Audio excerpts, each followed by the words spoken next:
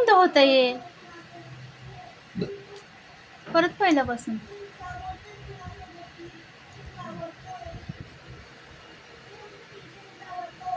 आज आम्ही आळूची वडी बनवतोय. बेसन पीठ घ्यायचं चाळून, तर त्याच्यात हळद, मीठ, मिरची, लसूण, जिरं, ओवा, कोथिंबीर हे सगळं आपलं दळायचं आणि ते त्यात टाकायचं आणि असं हळद वगैरे टाकून पीठ मळून घ्यायचं. असं प्रकारे पातळ पीठ मळून घ्यायचं. परत एकीकडे ह्याचे देठं वगैरे काढून आळूची पानं स्वच्छ धुवून घ्यायची, अशी नितळत ठेवायची आणि हे पोळपाटावर असं हातरायचं पान आणि एकावर एक असं पानाला हे लावायचं. हे आपण मिश्रण बनवलंय ना बेसनचं, ते लावायचं त्याला. एकावर एक पानं ठेवायची आणि गुंडळायचं आणि हे चाळणीला तेल लावून त्याच्यामध्ये असं ठेवायचं आणि हे शिजवायचं. शिजून झाल्यानंतर बारीक बारीक चिरायचं गोल गोल आणि ते शेलो फ्राय करायचं.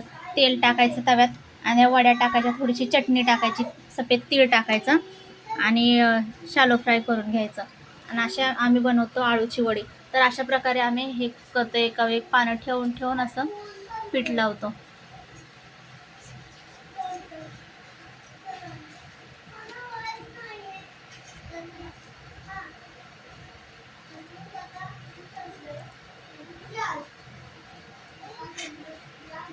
हे असे आळूच्या पानावर असं ना पाणी तरंगतं, असं पाणी त्याच्यावर थरतच नाही, असं पाणी तरंगतं.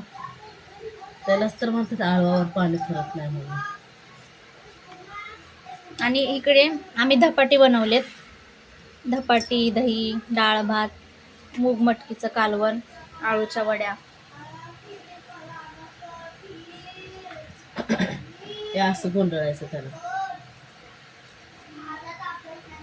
चार पानांचा थर लावला. एक मोठं पान घेतलं, नंतर बारीक छोटी छोटी पानं घेतली, 4 पानांचा थर लावला. त्याला मग असं घडी घालून सगळं चिपकवायचं ना, असं गोल गोल करायचं. आणि अशा प्रकारे आम्ही सर्व करून घेणार आहे आणि हे असं शिजवणार. पाणी टोपात, मोठ्या टोपात नाही तर कुकरमध्ये पाणी घालायचं, गरम करायचं, त्याच्यावर ही चाळणी ठेवायची वड्याची, असं केलेली चाळणी ठेवायची, त्याच्यावर झाकण ठेवायचं आणि ते शिजवून द्यायचं. अशा प्रकारे शिजवायचं आणि नंतर ना ते तळून घ्यायचं, शॅलो फ्राय करून घ्यायचं. आणि आम्ही धपाटी पण बनवलेली आहेत. धन्यवाद आजी. टीचर मला अभ्यास दिला सांगू. तसा अभ्यास